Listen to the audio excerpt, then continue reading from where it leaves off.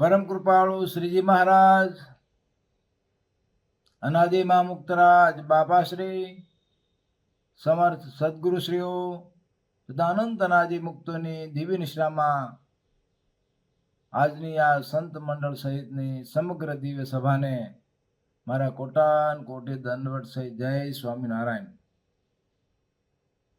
આપણે પરમ પૂજ્ય સદગુરુ શ્રી વૃંદાવનદાસજી સ્વામીનો સમાગમ તેમની વાતો દ્વારા કરી રહ્યા છીએ. આજે આપણે વાર્તા નંબર 41 થી આગળ વધીશું. સ્વામિનારાયણ હરે અધો ઉર્ધ્વ પ્રમાણ રહિત તેજના સમૂહને મધ્યે મહારાજની મૂર્તિ છે. તે મૂર્તિમાં મહારાજે મને કૃપા કરી રાખ્યો છે. એમ જ્યારે સાક્ષાત્કાર થાય ત્યારે સુખ્યો કહેવાય.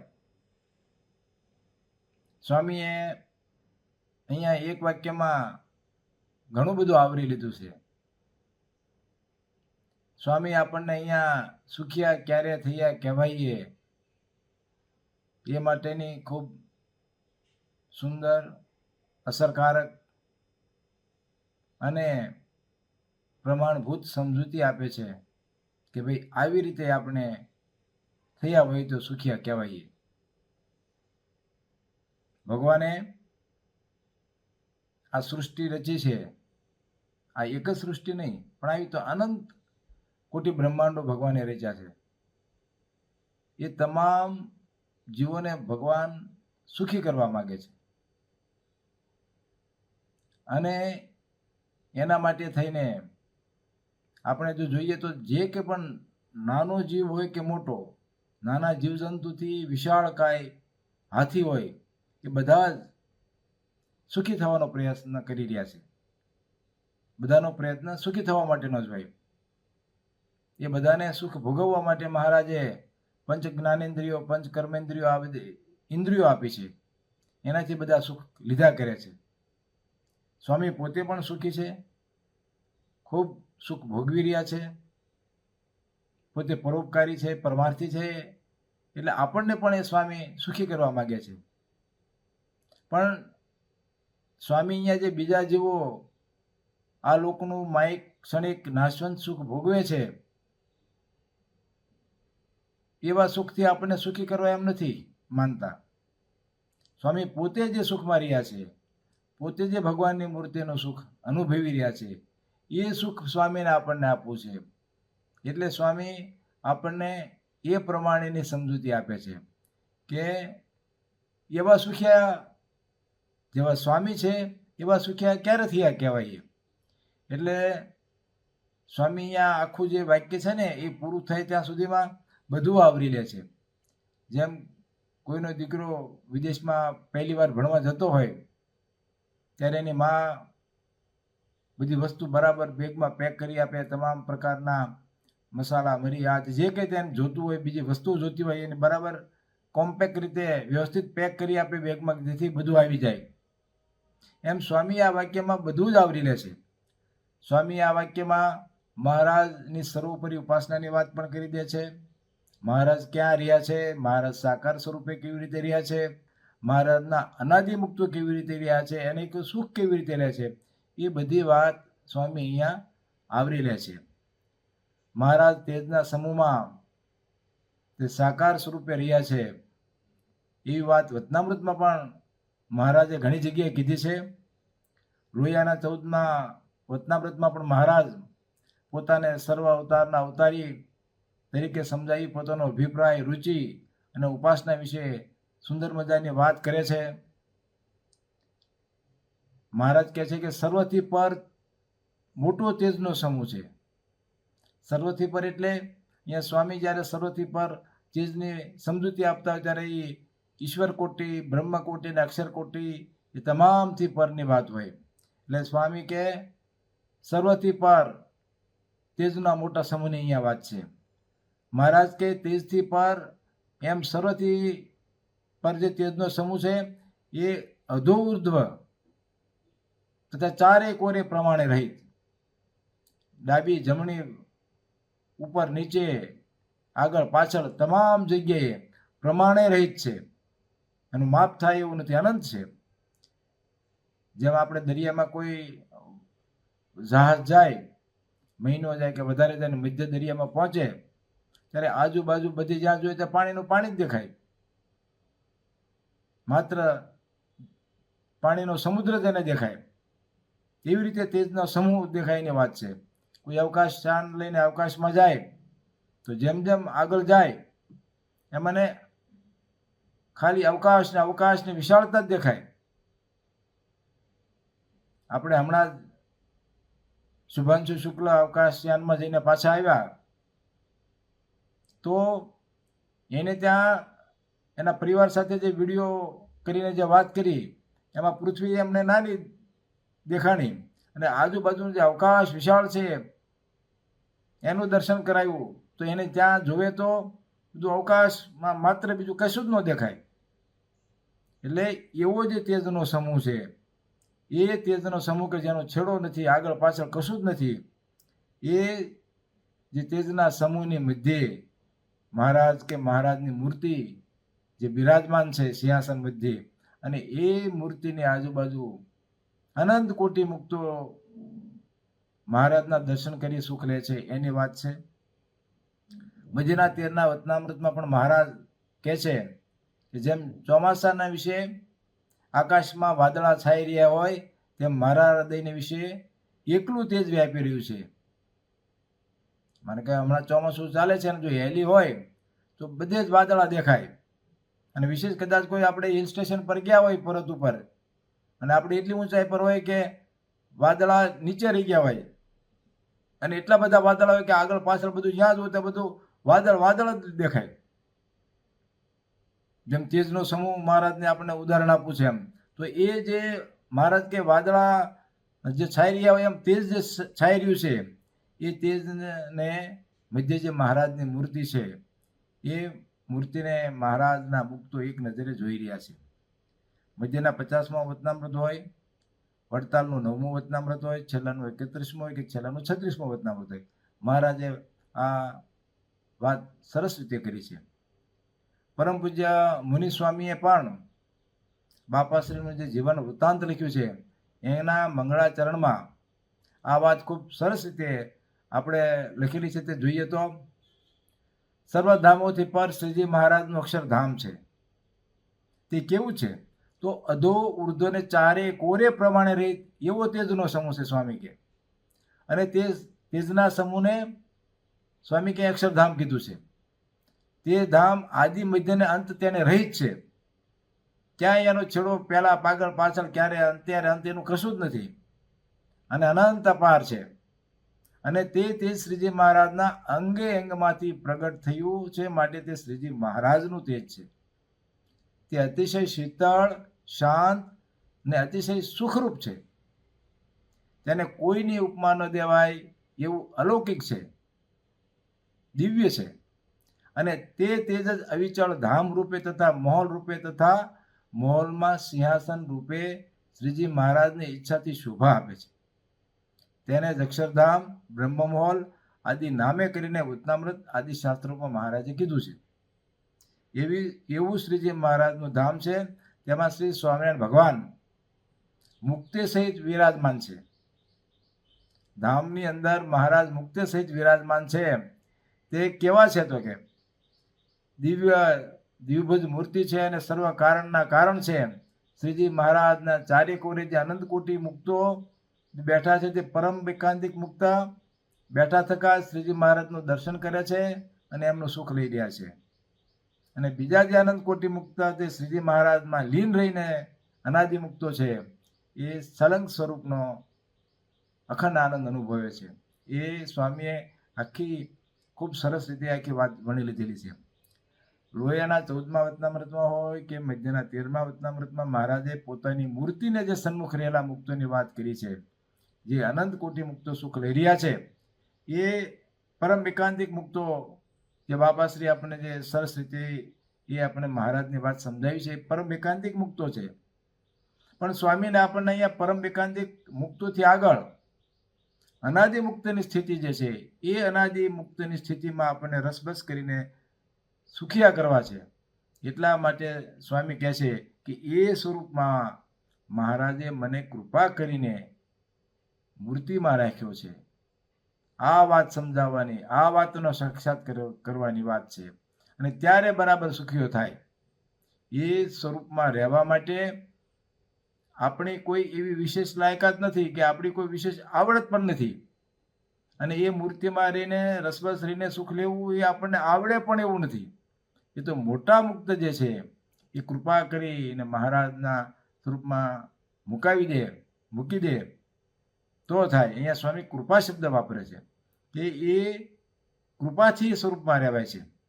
મહારાજે મને કૃપા કરીને રાખ્યો છે એમ બરાબર જો થાય તો સુખ્યો થાય.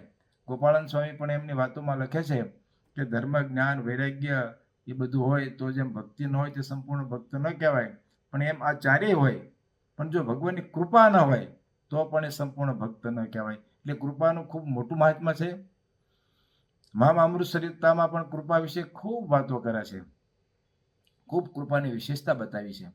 અમૃત સરિતાના ભાગ 1ની વાત 18માં પૂજ્ય મામા કહે છે, શ્રીજી મહારાજે આપણા ચૈતન્યને કેવળ કૃપા કરીને, અહીંયા મામા શબ્દ વાપરે છે કેવળ કૃપા કરીને, કાંઈ બીજું કોઈ કારણ કે બીજી કોઈ વિશેષતાથી નહીં, પણ કેવળ કૃપા કરીને ખૂબ પ્રસન્ન થઈને, રાજી થઈને આપણો દેહભાવ સદંતર કાઢી નાખીને એમની મૂર્તિમાં રાખી દીધો આપણા ચૈતન્યને.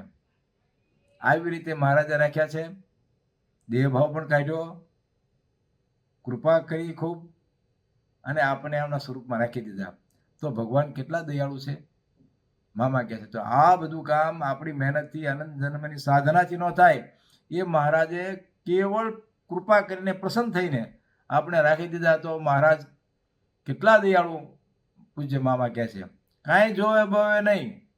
આપણે કેમ સીધી દેશી ભાષામાં વાત કરીએ, કાંઈ જોવું બહુ નથી, કેમ કાંઈ જોવે બોવે નહીં. મામા કે જે કોઈ નજરમાં આવે તેના પર કૃપા જ વરસાવે.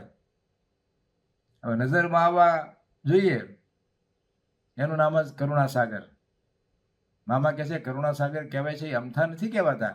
આ તો જે નજરે ચડે બધાને પોતાના સ્વરૂપમાં રાખી દીધા, એવું જબરદસ્ત કામ કર્યું એટલે આપણે કરુણાસાગર સમજીએ છીએ. ત્યારે એ કરુણાસાગર ભગવાન આપણને મળી ગયા ને.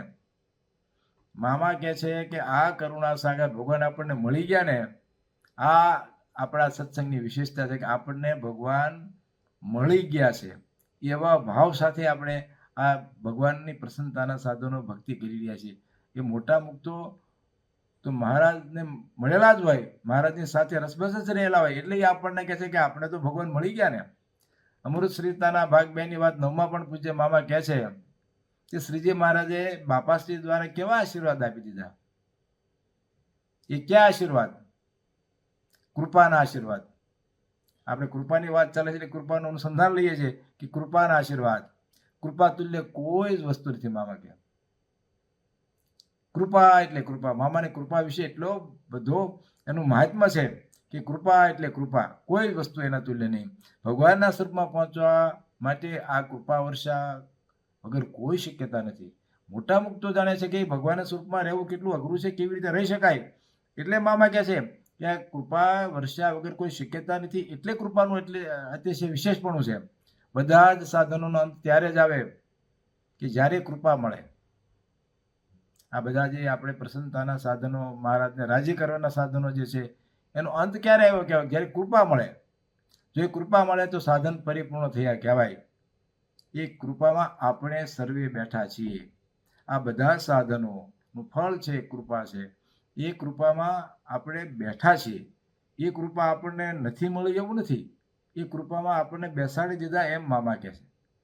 અમૃત સરિતાના ભાગ 2ની 11મી વાતમાં પણ મામાએ સાર્ધ શતાબ્દી મહોત્સવના અનુસંધાનમાં ખૂબ સરસ વાત કરી છે.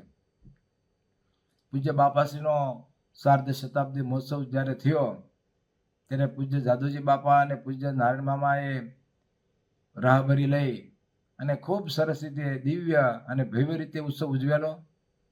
સારા એ સત્સંગમાં બધાને ખૂબ સુખનું કારણ બનેલું.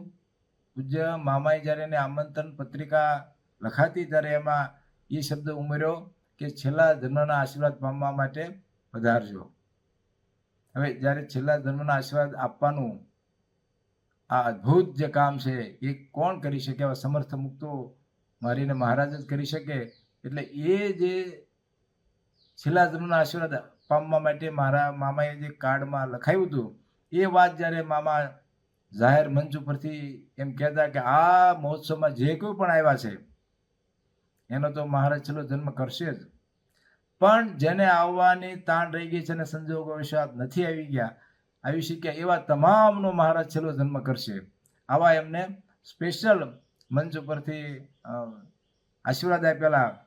અને એ આશીર્વાદના અનુસંધાનમાં ઘણાને સંકલ્પ થાય કે આવા આશીર્વાદ આપ્યા એ એનું કેમ હશે, જે કે આવા એવું શક્ય બને કે કેમ, એનો ખુલાસો કરતા મામા કહે છે આ વાતમાં એટલું નક્કી સમજવું કે સાર્ધ શતાબ્દી મહોત્સવ વખતે છેલ્લા જન્મના આશીર્વાદ રૂપે મહારાજના મુક્તો બોલ્યા એ કાંઈ બધાને રાજી કરવા સારું નથી બોલ્યા. મામા સ્પષ્ટતા કરે છે જે આશીર્વાદ જે કૃપા થઈ છે એ કોઈને રાજી કરવા માટે નથી, ખાલી કહેવા ખાતર નહીં કે બધાને બળ મળે એટલે નથી બોલ્યા. ઘણી વખતે એમ કે ને આ બળ મળે એ આપણે એને હિંમત આપીએ તો એના માટે નથી બોલ્યા, પણ આ વાસ્તવિક ઘટના છે એટલે છે એમ મામા સમજાવવા માંગે છે. સાર્ધ શતાબ્દી મહોત્સવ વખતે સર્વોપરી સ્વામિનારાયણ ભગવાને અને બાપાશ્રી આશીર્વાદ આપ્યા કે જાઓ તમારો છેલ્લો જન્મ. તો એમાં સત્સંગી ન હોય મામા કે એવાય હતા. આપણને બધાને શંકા જાય કે આમાં તો તેથી આપણને બધાને જે હાજર હતા ઉત્સવમાં આવ્યા હોય એ ઘણા એવા ને એવા આપણે દેખાતા હોય તો એનું કેમ થાય? એમ પણ થાય. તો એવા બધા ઘણા હોય તો એનો પણ છેલ્લો જન્મ થઈ જાય. તો મામા કે એનો પણ છેલ્લો જન્મ થઈ જાય. જો એમાં એને શંકા ન હોય તો જેને આશીર્વાદ પ્રાપ્ત કર્યા છે, જેને આશીર્વાદમાં પોતે આવી ગયા છે એ વાતમાં શંકા ન હોય તો મામા કે શંકા ન રહે એને તો એનો છેલ્લો જન્મ થયા વગર રહે જ નહીં. મામા તો એમ કે આ જ જન્મ થઈ જાય. એટલે આપણે એ શંકા ન કરવી તો આ કામ થઈ જાય. અમૃતસરિતાની વાત ભાગ 2 ની વાત 17મી હોય કે અમૃતસરિતાના 3 ભાગની વાત 10મી હોય, એમાં મામે પણ આ કૃપાની ખૂબ સરસ વાતો કરી છે. આપણે અત્યારે બધા વિગતમાં નથી ઉતરતા. વૃંદાવન સ્વામી પણ પોતાની 93મી વાતમાં લખે છે કે આત્માને મુક્ત કરીને રાખવો મૂર્તિમાં એ મહારાજ જ કરે છે, એ કામ મહારાજ કરે. બાપાશ્રી કહેતા કે આ સમય ખંપાળી નાખી છે એટલે મહારાજે અનહદ કૃપા કરી છે. વાડીઓમાં જ્યારે ખેડૂત ખેતરમાં કામ કરતા હોય ખંપાળી હોય એટલે નાના મોટા ડાંખડા ભેગા કરવાના હોય ને એમ ઢળે એટલે બધું ભેગું કરી એટલે એમાં બધો જ માલ નાનો મોટો બધો ભેગો થઈને આવી જાય. એમ સ્વામી કે બાપાશ્રીએ ખંપાળી નાખી છે. એ ખંપાળીમાં આપણે બધા આવી ગયા, અનહદ કૃપા કરી છે ખંપાળી નાખવામાં. એમાં કાંઈ તમારા લાયકાત આ ગુણવત્તા એવું જોયું નહીં. આવી જાઓ એમ ઢળી ખંપાળીની જેમ ઢળે એમ ઢળી લીધા આપણને. એટલે મહારાજે અનહદ કૃપા કરી છે કે જે જોગમાં આવે એને મૂકવો નથી. તો આપણા તો ખૂબ મોટા ભાગ્ય છે કે આપણને સ્વીકારી લીધા. આ મૂર્તિમાં રાખ્યા છે એ કૃપાએ કરીને રાખ્યા છે, આપણી કોઈ આવડત કે એનાથી નહીં. એ કૃપામાં નિસંશય થવું જોઈએ એમ મોટા મુક્તો કહે છે. બરાબર જો આપણે આપણા આત્માને એવું બરાબર સાક્ષાત્કાર દ્રઢ થઈ જાય અને દિવ્ય સ્વરૂપે આપણે સુખ ભોગવતા થઈ જઈએ તો કાયમ સુખિયા થઈ જવાય. પણ એ સ્થિતિ થવા તો મહારાજ કરે ત્યારે એ લેવલે પહોંચવું ત્યારે પહોંચી શકીએ આપણે. પણ આપણને મોટા મુક્તોએ કૃપા કરીને મહારાજની મૂર્તિમાં રાખી દીધા છે એ વાતની જે સમજણ રૂપી જે સાક્ષાત્કાર થવો જોઈએ એમાં તો આપણે કોણ રોકે છે? એ તો આપણે પોતે અત્યારથી સમજીએ તો એ એટલા સમજણ થવાથી પણ આપણામાં ખૂબ મોટું પરિવર્તન આવી જાય છે ને આપણે સુખ્યા પ્રવૃત્તિએ છીએ. તો એ આપણે ખાસ સમજી રાખવું એમ સ્વામી કહે છે. સ્વામી આગળ કહે છે મૂર્તિના સુખ ભોગતા અનાદિ મુક્ત છે તેના મૂર્તિના જેવું જ જાણપણું હોય છે.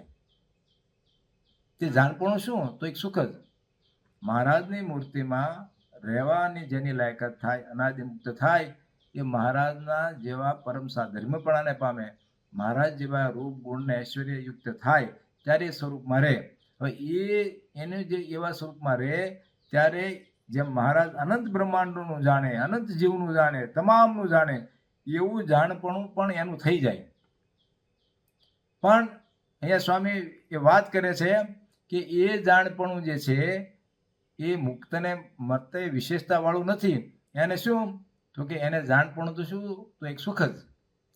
મોટા મુક્તોને જે મહારાજની મૂર્તિનું જ્યારે સુખ ચાખી જાય છે પછી એને બીજું કશું જ જાણપણું રહેતું નથી. અમૃતસરી ભાગ 2 ની વાત 15માં પણ પૂજ્ય મામા કહે છે આપણને કે ભગવાનના મુક્તો કોઈ દિવસ અંતર્યામી પણ ઈચ્છતા જ નથી. મુક્તો તો મહારાજને એમ કહે છે કે પ્રભુ, એ મહાપ્રભુ, આપ તો કરુણા સાગર છો, દયા સાગર છો, દયા કરીને તમારું અંતર્યામી પણ ન આપશો. હવે આ આપણે તો અમથા બેઠા હોય ને આપણી કોઈ વાત કરતું હોય ને આપણું નજર ગયું હોય તો આપણે એમ થાય કે શું વાત કરી છે મારી એ વિશે. આપણે અંતર્યામી હોય ને જાણી લઈએ તો જાણવાય જ છીએ, એ તો પૂછીને માણસ પાકું કરે. પણ અહીંયા તો મામા કહે છે કે અંતર્યામી પણ ન આપશો. અંતર્યામી પણ નહીં આપવાનું કારણ શું છે કે અંતર્યામી પણ મહારાજની મૂર્તિના સુખમાં વિક્ષેપ કરે છે. જો મહારાજ નિરાવરણ દ્રષ્ટિ આપી દે મામા કે તો બધું જોયા જ કરે. મૂર્તિ સિવાય મામા મોટા મુક્તોને મૂર્તિ સિવાય જ્યાં જ્યાં જવાય છે, જ્યાં જ્યાં નજર જાય છે એ બધું વ્યર્થ જ લાગે છે. એટલે કે જો અંતર્યામી પણ જાણે તો બહાર જોવા મળે મૂર્તિ સિવાય તો મામા કે શું વિક્ષેપ કરે, આ બધા લોક દેખાવા માંડે. અહીંનું તો જોવે પણ બીજા પારના પણ લોકો જે બધા ધામો છે એ પણ દેખાય. તે તો ધમાલ થઈ જાય, ધમાલ થઈ જાય. મામા કે જુદા જુદા ધામો અને ન જોવાનું એ બધું દેખે. મામા કે નિરાવરણ કોને કે મામા કે કોઈનું અંતર સરખું ન હોય એવું દેખાય. તો આવું બધું જો દેખાય તો શી દશા થાય. એટલે મહારાજ પાસે કોઈ દિવસ અંતર્યામી પણ માગવું નહીં એમ કહે છે મામા. પણ મોટા મુક્તો જ્યારે અનાદિ મુક્તની સ્થિતિમાં જે સુખ લે છે ત્યારે એવું ઈચ્છતા નથી. એનું સામર્થ્ય હોય જાણપણાનું, પણ એ તો મહારાજની મૂર્તિ સિવાય સુખ લેવા સિવાય બીજું કશું જ કરતા નથી, ઈચ્છતા જ નથી. કલ્યાણભાઈ પણ અગાઉની રહી સભામાં કીધેલું કે નિરાવરણ દ્રષ્ટિ કે અંતર્યામી પણ જે કંઈ વાત છે એ કેટલું કે મહારાજની મૂર્તિ સિવાય બીજું કાંઈ જ ન દેખાય, નજરમાં જ ના હોય, માત્ર મૂર્તિ જ દેખાય. આ જ અંતર્યામી પણ કે બીજું કશું જ અંતર્યામી પણ નથી. સ્વામી આગળ વાત વધારતા કહે છે તેને તો એક મહારાજ જ દાતા, મને પોતે સુખના ભોગતા, એટલું સ્વામી સેવક પણ થયું. સ્વામિનારાયણ ભગવાનના જે મુક્તો છે, મહારાજના જે મુક્તો છે, સૌ દિવ્ય સાકાર છે. સૌના આકાર આકૃતિ બધું ભગવાનના આકાર જેવું જ, રૂપ ગુણ ઐશ્વર્ય બધું જ મહારાજ જેવું જ. હવે એટલું બધું જળ તરંગવત એકતા જેવું એકપણું પછી નોખા કેમ પાડવા? એને બધું એકમેક લાગે. આવી સ્થિતિમાં સ્વામી કે મહારાજ સુખ આપે છે, મુક્તો સુખ લે છે. આ જે વાત છે એટલું જાણપણું માત્ર રહે છે કે આ જે સુખ આવે છે મહારાજ પાસે જ આવે છે, અમે સુખ લઈ રહ્યા છીએ. એટલો માત્ર ફરક રહે સ્વામી કે. પણ આટલો ફરક રહે છે. પણ સ્વામી કે આવો ફરક કેવી રીતે રહે? આનો જે ફરક રાખવો મહારાજ મધ્યના સરસ્વતીના વચનામૃતમાં પણ કહે છે કે જ્યારે ભગવાનનો ભક્ત છે ભગવાનના ધામમાં પામે ત્યારે બધું ભગવાન જેવું જ એને થઈ જાય, સાધર્મ્યપણાને પામે. ત્યારે એની અને મહારાજના મુક્તિની વચ્ચે શું એવો અંતરાય રહે છે કે એને સ્વામી સેવક પણ રહે છે, નાતો રહે છે. મહારાજ એમ કહે છે કારણ કે બધું જ સ્વતંત્ર કાળ કર્મ માયાથી પર થઈ જાય જેમ મહારાજ પર હોય એમ. ત્યારે ભગવાન કહે છે કે ભગવાનનો ભક્ત જેવા ભગવાનને જાણ્યા હોય કે ભગવાન આટલી સામર્થ્યયુક્ત છે, આટલી શોભાયુક્ત છે, આવા સુખરૂપ છે, એવું જે આવા રૂપવાળા છે, એવું બધું જે જાણ્યું હોય એવું તો ભગવાન એને કર્યું હોય. અને એવું એ સ્થિતિમાં પોતે જ્યારે અનાદિ મુક્તની સ્થિતિમાં જોવે ત્યારે કે આવો તો મને કર્યો ને મહારાજ તો અપાર ને અપાર છે. અને આવા જે અનંત કોટી મુક્તો છે એવા મહારાજ એને કર્યા છે. તો આટલી જે વિશાળતા જ્યારે જોવે છે ત્યારે એને એ સ્વામી સેવકપણાનો નાતો વધારે ને વધારે દૃઢ થાય છે. સાળંગપુરના 17મા વચનામૃતમાં પણ કહે છે કે માયારૂપી અંતરાય ટાળીને જેમ ભગવાનને ઢોકળું જવાય છે તેમ તેમ ભગવાનની અતિ અપાર મોટપ જણાતી જાય છે.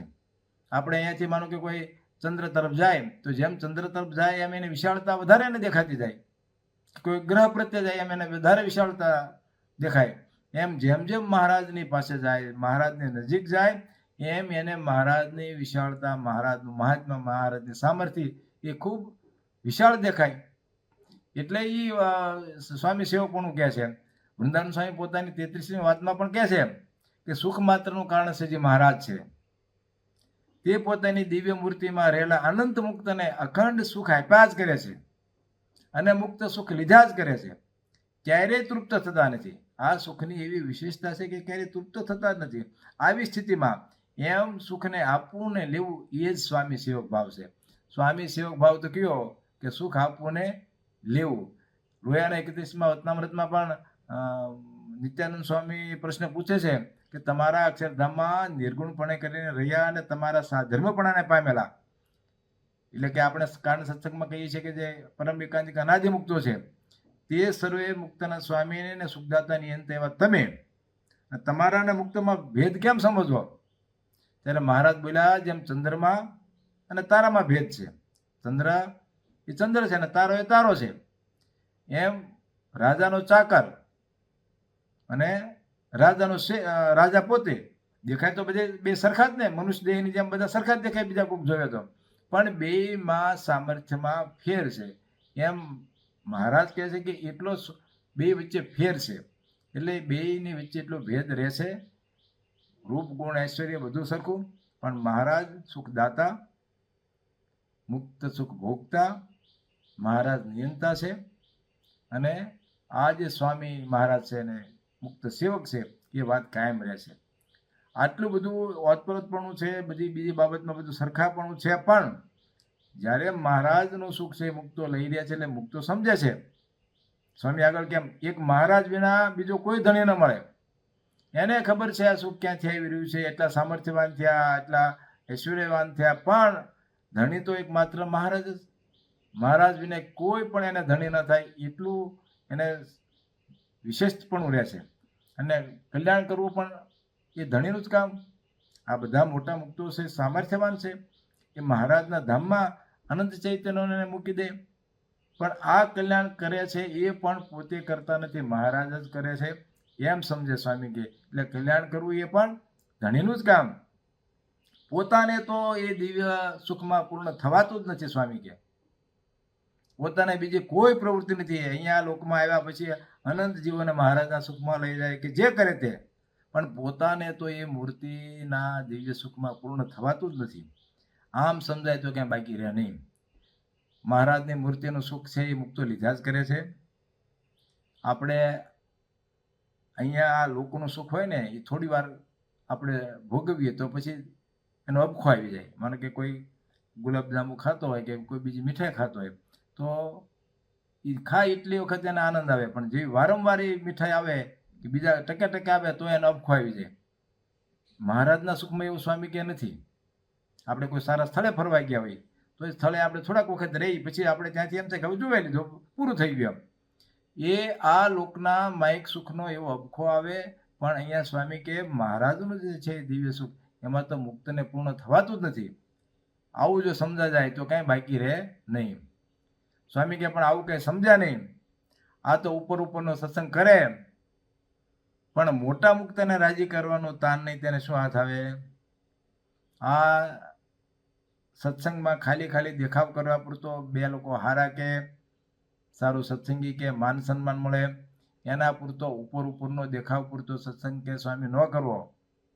પણ મોટા મુક્તો છે એને જો રાજી કરવાનું તાન હોય, મોટા મુક્તો છે એને ઓળખવા અને એને રાજી કરવાનું જે તાન હોય તો કામ થાય. સ્વામી કે બાકી તો સત્સંગ કર્યા કરે, બહાર દેખાડવા પૂરતો તિલક ચાંદલો કરીને બાહ્ય ચિહ્નો ધારણ કરે, પણ એનાથી એટલું કામ ન સરે. સ્વામી કહે જો મોટા મુક્ત સાથે હેત રાખે તો તુરંત કામ થાય. માટે વિચારીને સમાગમ કરો.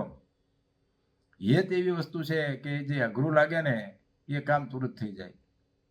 આપણી અનંત સાધનાએ અનંત મહેનતે જે કામ ન થાય, જે આપણા દોષો ન જાય, જે આપણા આવરણો ન જાય, એ શેનાથી જાય?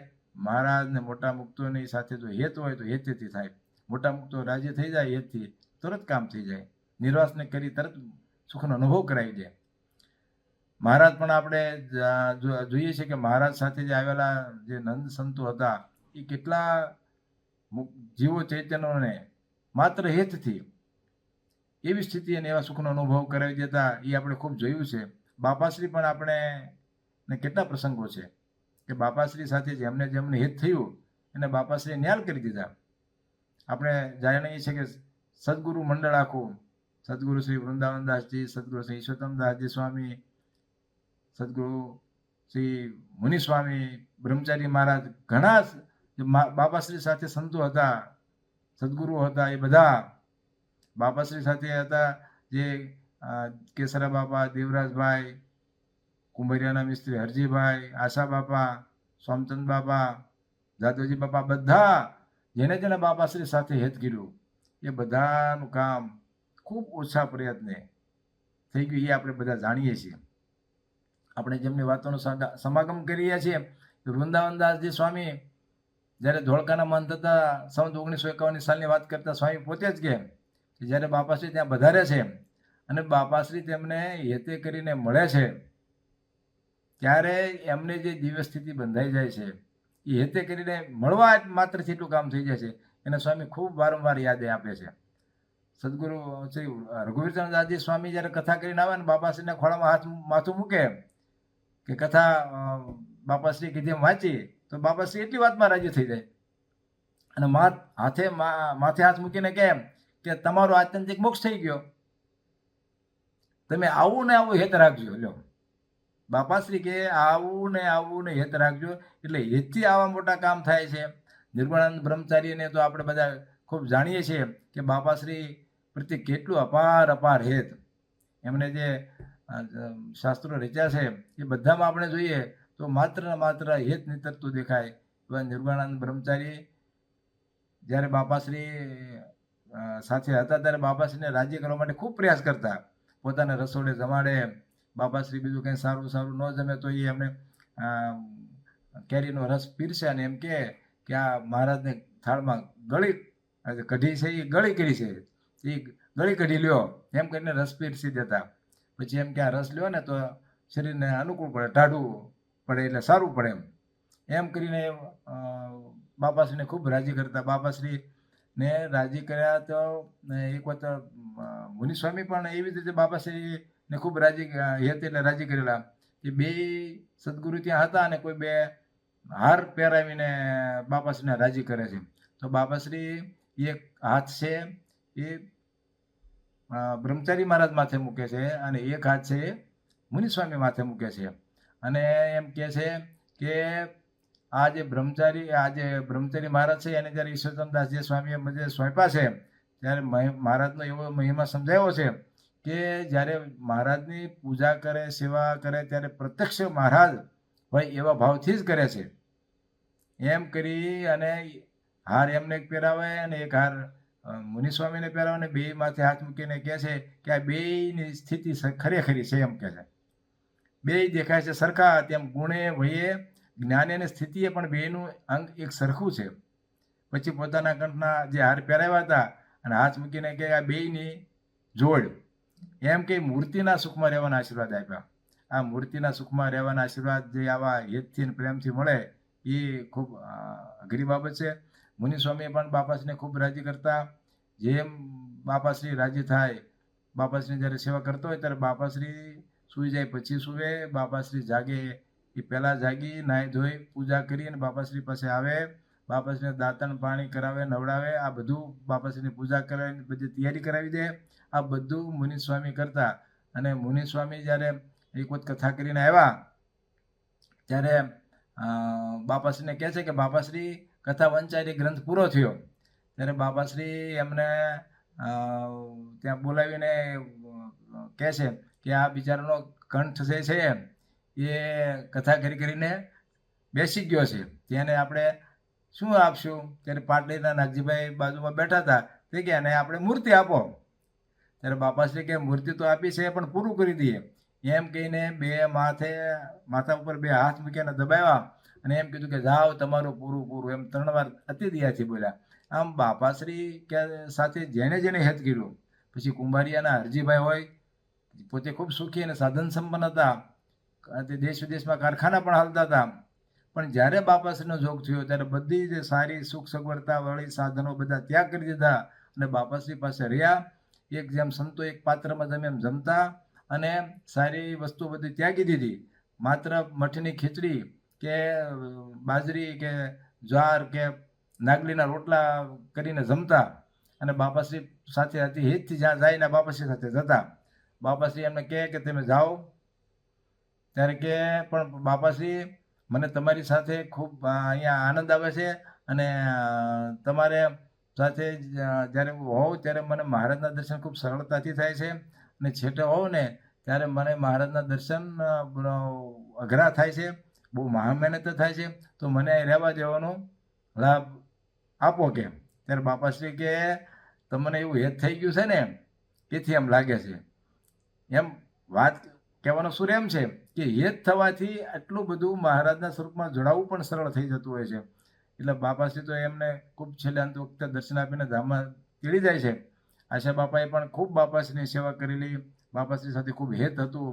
બાપાશ્રી તો એને એમ કે ઘરે જાઓ તો પ્રાર્થના કરે, કરે કાલાવાલા કરે, કંઈ રહેવા દો.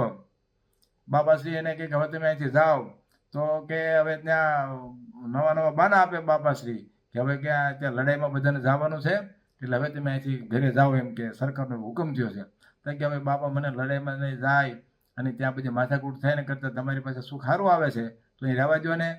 તો વળી પાછા બાપાશ્રી એમ કે આ ધાડા બધામાં આવે છે ધાડ પાડવાવાળા, તો એ તમે ત્યાં ઘરે જાઓ કે. ત્યારે તોય વળી પાછા એ એમ કે ભાઈ ત્યાં ઘરે જઈને શું કામ છે કે એને આપણે અમુક વસ્તુ ચોરવા આવ્યા હોય અને આપણે બતાવીએ ન બતાવીએ તો વળી પાછા આપણે મારે, એના કરતાં એ બધું સારું સુખ છે. તો બાપાશ્રી એમ થયું કે ઝાંસી સમજે એવા નથી. પછી બાપાશ્રી એને પરણે કહે છે કે હવે તમે ક્યારે જવું છે. ત્યારે ખૂબ અતિશય ગળગળા થઈ જાય છે અને બાપાશ્રી એને માથે હાથ મૂકે છે અને પછી જાય છે, બાપાશ્રીને વળાવવા જાય છે. પણ પછી બાપાશ્રીને એમ થયું કે આને ખૂબ મારા પ્રતિ હેત છે, તો બાપાશ્રીને પાછા બોલાવે છે અને પાછા બોલાવી અને એમને બાપાશ્રી એમને રાખે છે. આવી રીતે હેતથી ખૂબ મોટું કામ થાય છે. આપણે ખૂબ સાધના કરીએ, પ્રયાસ કરીએ, પણ આ સરળતાથી એક કામ થઈ જાય એવું આપણું કામ છે. ઉપરદળવાળા રામજીભાઈને પણ કેવું હેત, એ તો બાપાશ્રી પાસે જ્યારે આવે ત્યારે કે વૃક્ષપુરના ઝાડ પાડ ને વૃક્ષ વિલેનો એટલો મહિમા કહેતા, એને એમ થતું કે આ બધાને બાપાશ્રીના દર્શન કરવા મળે છે અને મને દર્શન કરવા નથી મળતા, કે મારે જવું પડે છે. એમના કેટલા મોટા પુણ્ય છે. વળી આમ બાપાશ્રીના સંતોના એનું પાણી માથે ચડાવે, એ ધૂળમાં દંડવટ કરે, ગાય બળદ ભેંસ વગેરે એને પણ એ મહિમાદારીને પગે લાગે. બોલો, એટલું બધું અદ્ભુત એમને બાપાશ્રી પ્રત્યે હેત હતું. એટલે કહેવાની વાત એમ છે કે આપણે પણ મોટા મુક્તો પ્રત્યે જો એવું હેત હોય તો આપણું કામ ખૂબ સરળ થઈ જાય. સ્વામી આગળ કહે છે કે મહારાજે બુદ્ધિવાળાને વખાણ્યા છે કેમ કે તે આવી વાત સમજી શકે. મોટા મુક્તોને સમજવા હોય ને એમાં બુદ્ધિ પણ જોઈએ. એટલે સ્વામી એ ઉલ્લેખ કરે છે કે મહારાજે બુદ્ધિવાળાને વખાણ્યા છે. વતનામૃતમાં પણ મહારાજે કાર્યનું જે પહેલું વતનામૃતમાં છે એમાં મહારાજે કીધું છે બુદ્ધિની વિશેષતા છે. કારણ કે આ જીવ છે તે બુદ્ધિએ કરીને જાણે છે. જીવને જાણવા માટેનું મુખ્ય સાધન બુદ્ધિ છે. બુદ્ધિ એમાં મહારાજ કે સર્વનું કારણ છે. એ મનને વિશે રહી છે, ચિત્તને વિશે રહી છે, અહંકારને વિશે રહી છે. આ બધા જે આપણી તમામ ઇન્દ્રિયો, શ્રોત્ર, ત્વચ, ચક્ષુ, રસના, ઘ્રાણ, આ બધામાં બુદ્ધિએ કરીને બધું જાણવામાં આવે છે. એટલે બુદ્ધિની વિશેષતા મહારાજે એમ કરીને એમ કીધું કે આ બુદ્ધિનું વિશેષપણું છે. અત્યારે પણ આપણે જોઈએ છે કે જ્યારે પહેલાંનો સમય હતો ને ત્યારે ખેતરમાં કામ કરવાનું હતું, ત્યારે બધા ખૂબ સશક્ત, મજબૂત, વધારે પડતા શરીર હોય તો ખેતરમાં વધારે સારી રીતે કામ કરી શક્યા, તો એનું વધારે વિશેષતા હતી. પણ અત્યારે મહારાજે જેમ બુદ્ધિની વાત કરી, અત્યારે બુદ્ધિનું વિશેષપણું છે. હમણાં જ એક છોકરો કોઈ બંસલ કરીને હતો, એ એટલો બધો એનું માઇન્ડ ડેવલપ થયું આગળ ટેકનોલોજીની અંદર, એઆઈમાં ને એમાં, તો એને મેટા કંપનીએ, જે ફેસબુકવાળી કંપની છે, એને 864 કરોડના પેકેજથી વાર્ષિક ધોરણે રાખ્યો. બોલો, એને છોકરાને જોવું તો એક ક્યારોય તે ધરો ન ખોદીએ કે ખેતરમાં લઈ ગયા હોય તો એવો કે મજબૂત છોકરો નહીં, પણ બુદ્ધિએ કરીને જો એની માઇન્ડ ચાલ્યું તો 864 કરોડનું પેકેજ મળ્યું. એમ અહીંયા મહારાજ કહે છે કે બુદ્ધિ જે છે એ મહારાજ બુદ્ધિવાળાને એટલે વખાણે છે. પંચાળાને પહેલા વતનમાં મહારાજ કહે છે કે બુદ્ધિવાળો એને ખબર પડે કે ભગવાનના ધામમાં બીજા જે બ્રહ્માદિકના ધામો છે કે બીજા ધામો છે એના કરતાં વધારે સુખ છે, અને ભગવાનના સંબંધે કરીને જે મને સુખ થાય છે એ બીજા કરતાં વધારે થાય છે, એમ કરીને સમજે કે મારે ભગવાનનો સંબંધ અતિશય નજીક રાખવો છે. આ એ બધી વાત બુદ્ધિવાળો હોય એ એને સમજ પડે, બીજાને સમજ ન પડે. ગરડા પ્રથમ પ્રકરણના 33ની જે વતનામૃત છે એમાં પણ બહુ સરસ રીતે મહારાજ કહે છે બધી વાત કરીને કે જેની બુદ્ધિ વિશાળ હોય તેને ભગવાનનું સગુણપણું નિર્ગુણપણું જ્યારે મોટા હોય એને બરાબર ઓળખો તો એ રાજી થાય.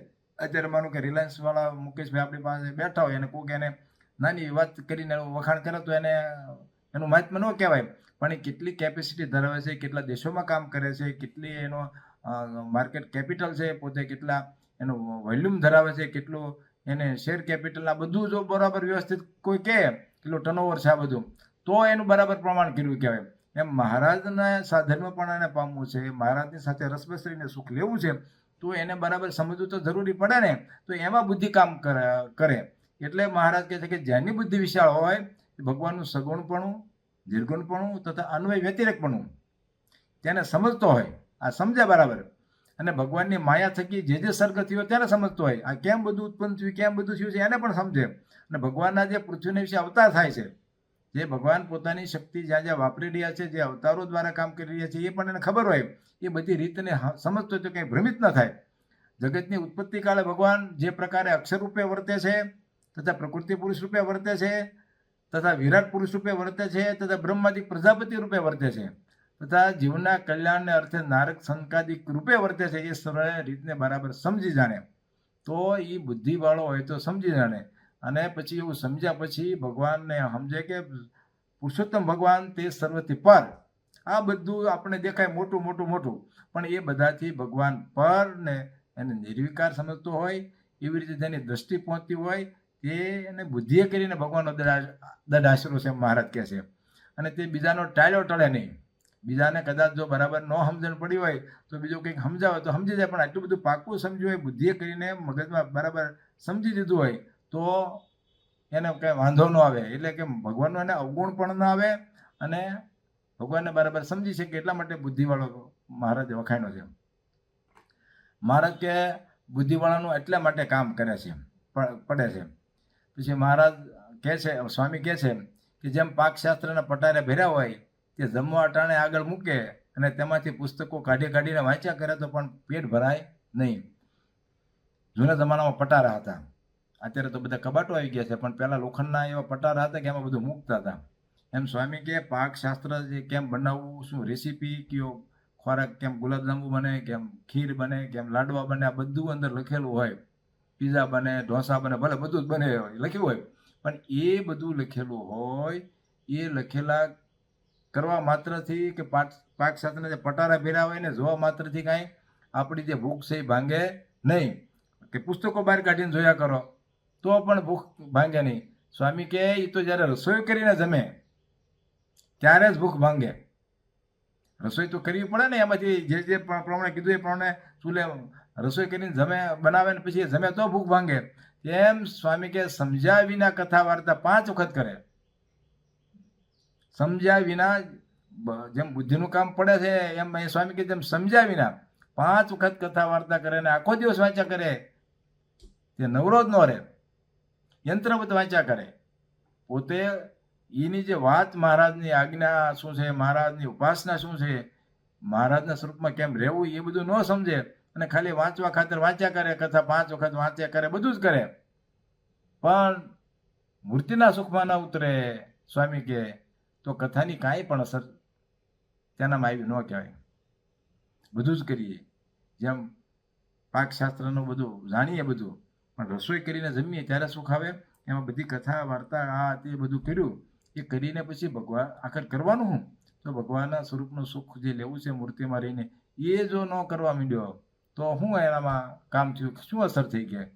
તે તો પાકશાસ્ત્રના પટારા ભરી રાખ્યા જેવું થયું, પણ જીમ્યા વિના એ શું કામમાં આવ્યા? સ્વામી કે આ બધું કર્યું ને પાકશાસ્ત્રના પટારા ભરી રાખ્યા છે આપણી મેં કેવા ખાતર એમ છે, પણ જમ્યાના કામમાં ન હોય, સુખ ન થયું. એટલે સ્વામી આપણને કહે છે કે બરાબર આપણે એ સુખ લેવાની વાત, જે સ્વામી આખી વાતનો સાર એ છે કે સ્વામી પોતે સુખ લઈ રહ્યા છે, એટલે આપણે છેવટે આપણે સુખી કરવા છે. એટલે આપણે સ્વામી કહે છે કે આપણે મૂર્તિમાં રહીને સુખ લેવું. આની વાતનો જે આખો જે સાર સ્વામીનો છે, જેમ મહારાજના સ્વરૂપમાં રહ્યા પછી સ્વામી સેવકપણાનું જે અનુભવની વાત છે, એની વાત પણ સ્વામીએ વાર્તા નંબર 92માં ખૂબ સરસ રીતે કરી છે. એ આપણે થોડી અત્યારે અનુસંધાન લઈ લઈએ.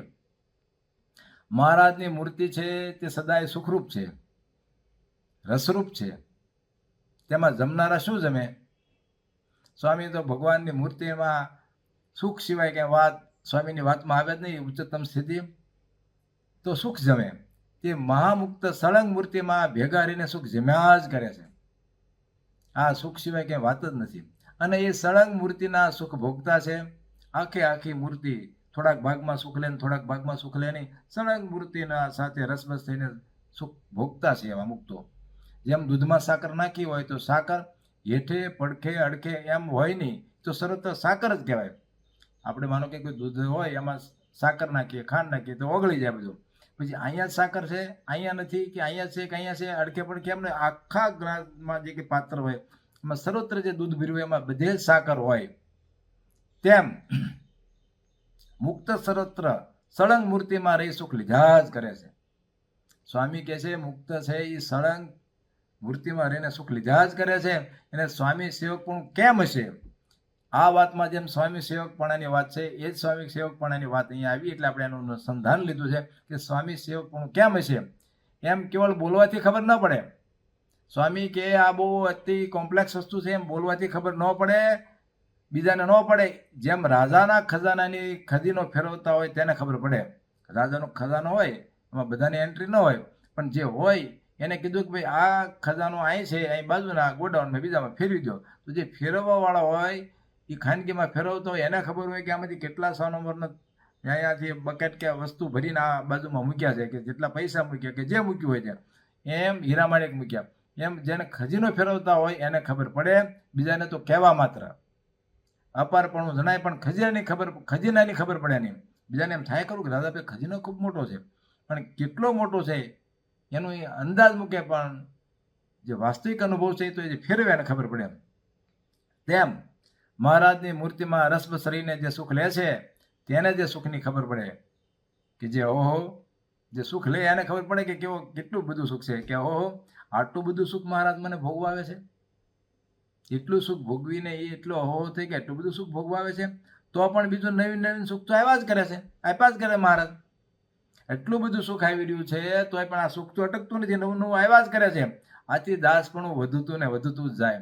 આવું થાય એટલે એને મહારાજનું કેટલું સામર્થ્ય છે, મહારાજ કેવા મોટા છે, મહારાજ કેવા સુખદાતા છે, એટલે દાસપણું વધતું ને વધતું જાય. આ વાતની મહારાજથી છેટા હોય તેને શી ખબર પડે? તે તો કહેવા માત્ર જ છે. એટલે મહારાજથી છેટા રહેવા વાળાને ખબર ન પડે, મહારાજની સાથે જોડાય તો ખબર પડે. એમ સ્વામીની વાતો છે. સ્વામીની વાતો છે તે ખૂબ અદ્ભુત છે. વાતોનું પુસ્તક ખૂબ નાનું, અંદરની વાતો પણ નાની, વાક્યો દ્રષ્ટાંતવાળા, પણ છતાંય ખૂબ નાના પણ ખૂબ અસરકારક અને ચોટદાર અને ધાર્યું નિશાન પાર પાડનારા સ્વામીના વાક્યો છે. આપણે એનો જો બરાબર દાખલો આપવો હોય તો હમણાં ઇઝરાયલ ને ઈરાનનું યુદ્ધ થયું. યુદ્ધ ક્યાં એને બરાબર વ્યાજબીપણું આપણે નથી ઠેરવતા, પણ એ યુદ્ધ થયું ત્યારે એકાબીજી દેશો એકાબીજી ઉપર મિસાઇલો ફેંકતા હતા, અને એ મિસાઇલોથી બિલ્ડિંગોનું નુકસાન થાય, બીજા બધા અને જે કંઈ કદાચ ઉપરથી મિસાઇલ પડે તો નાનો એવો ખાડો પડે એવું બતાવતા હતા. પણ જ્યારે અમેરિકા એન્ટર થયું યુદ્ધમાં, ત્યારે એના પરમાણુ મથકો ઈરાનના નાબૂદ કરવા માટે તો અંદર હતા ભૂગર્ભમાં. એટલે એણે શું કર્યું કે B-2 સ્ટીલ્થ જે બોમ્બર વિમાનો હતા એમાંથી બોમ્બ ફેંકી, અને જે બોમ્બ જે છે એ નીચે 200 ફૂટ સુધી અંદર જઈને પછી વિસ્ફોટ કરે. ઓલા જે છે એ બંકરમાં ન જઈ શકે, જે ખાલી સીધી મિસાઇલ હોય, પણ આ જે બોમ્બર વિમાન દ્વારા જે અમેરિકાએ જે વિસ્ફોટ કરાવ્યો અંદર, એ અંદર 200 ફૂટ સુધી પૃથ્વીના પેટર્નમાં જઈને વિસ્ફોટ કરે. એમ સ્વામીની વાતો છે એ એટલી અંદર ઉતરી જાય, એટલી અંદર ઉતરી જાય, ને જે વિસ્ફોટ કરે, અને એમ વિસ્ફોટ કરીને ચૈતન્ય પરના જે આવરણો છે એ તોડીને મહારાજના સ્વરૂપમાં જોડી દે એવી અદ્ભુત વાતો છે. એ વાતો આપણને સાંભળવા મળે છે, એ વાતોનો આપણે સ્વાદ આવે છે, એ આપણી ખૂબ મોટી બાબત છે. બાબાશ્રીનો આ સત્સંગ પર ખૂબ મોટો ઉપકાર છે કે એમણે મહારાજને બરાબર જે રીતે ઓળખાવ્યા જોઈએ એ રીતે ઓળખાવ્યા. અને આપણે જોઈએ છીએ કે એ જે બાપાશ્રીએ જે મહારાજની આ જે વાતો કરીને જે સત્સંગમાં બધો પ્રચાર ને પ્રસાર કરાવ્યો, એનાથી આપણે નાનામાં નાનો માનો કે ધોળી ગામનો હોય કે રામપરા ગામનો હોય કે ખેતીમાં કામ કરતો હોય એવો કોઈ હરિભક્ત હોય, અને પછી આગળ સુખી થઈને ઓસ્ટ્રેલિયા, અમેરિકા કે ગમે એના બીજા દેશ વિદેશમાં સાધન સુખી સંપન્ન કે ઉદ્યોગપતિ હોય કે મુંબઈ રહેતો કોઈ હરિભક્ત હોય, એ બધાના ચહેરા પર, બધાના હૃદયમાં